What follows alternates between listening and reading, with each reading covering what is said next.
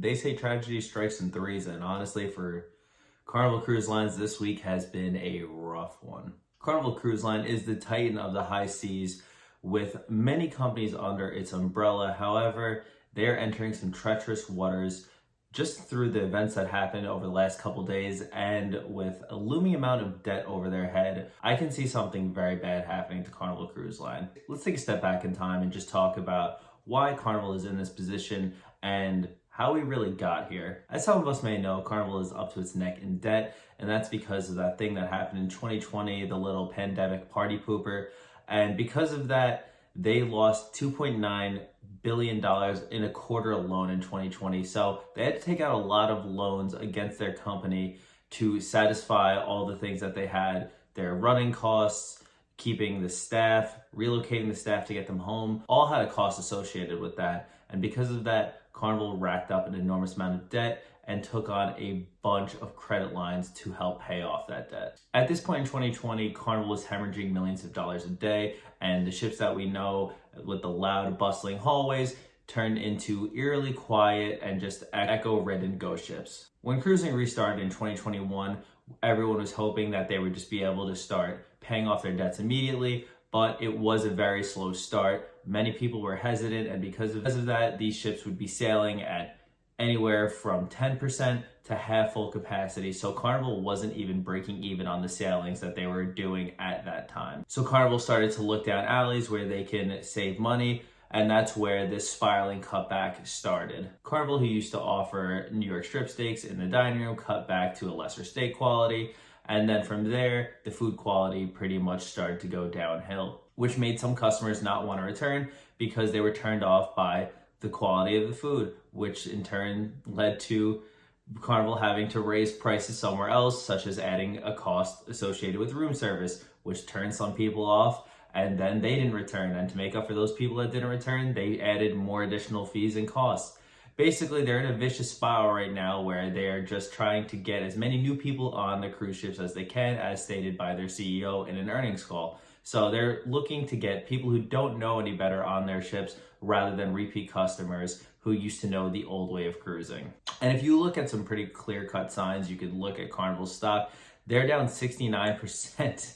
Nice, 69. In the last 5 years, whereas its competitor Royal Caribbean is up 18%. So it's not a stretch to think some of the Carnival customers jumped ship to Royal Caribbean to get a more elevated cruising experience. And it's not even more elevated, it's kind of just what cruising used to be. And with Carnival's lackluster reputation for dumping sewage into the ocean and having some pretty unruly clientele, Carnival doesn't have the best reputation and is turning off a lot of potential sailors just because of their current reputation, which they are trying very hard to right side. There's a lot of enforcement of drug policies, there's dogs on board, so they're trying to turn their reputation around.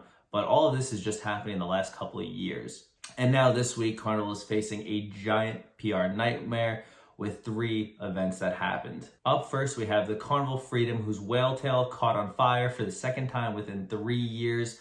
There was a lot of negative publicity on this. Honestly, the first time this happened, it made headlines everywhere because the passengers were originally stuck in Grand Cayman and they had no way to return, so they had to have another ship come and save them. And because of that, it turned into this multiple day fiasco where people were just trying to get home and go back to work, and they couldn't because they were trapped. And the ship couldn't leave its destination where it was ported at because the funnel no longer worked.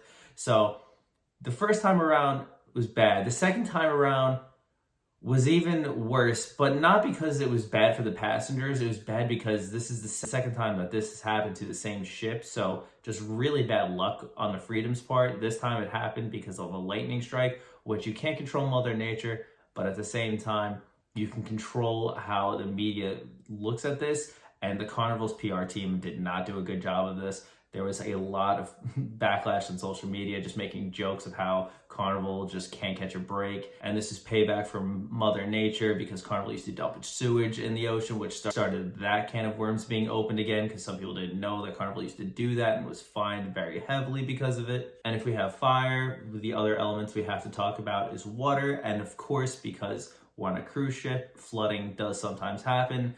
And it happened on the Sunrise. This caused massive panic among passengers. Everyone was woken up in the middle of the night to get their life jackets, to get to their muster stations. Some people, quote, thought they were gonna die, that it was the end of the road.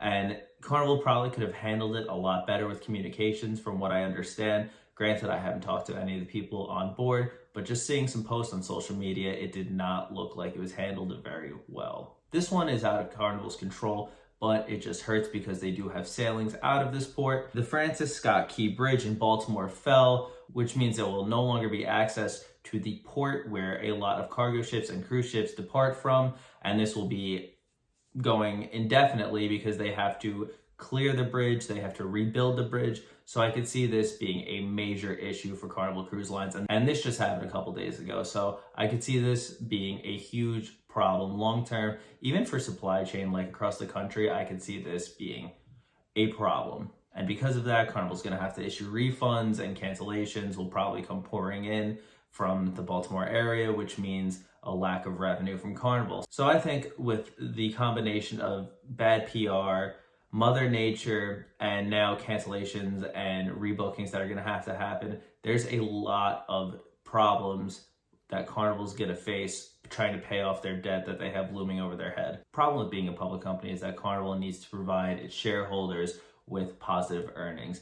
And with $30 billion in debt, it's very hard to do that because they have to repay a bunch of money while still generating even more than that. So Carnival is really dug itself into a deep hole, and now it's going to be hard to get out of it. I had a couple of bad PR events, and if anything else happens that could be unforeseen with another newer ship or anything in that fleet, I could see Carnival going belly up almost immediately. And as a true Carnival fan, it really hurts me to say that because I have made so many wonderful memories on Carnival. I have 2 ships on the stick that you can see in the background, and I am a huge Carnival advocate. I really do enjoy their ships, especially the new XL class. We have been on 20 Carnival cruises, and we enjoy ourselves every single time, regardless if they cut back and have some different cuts of steak and offer a little bit less entertainment.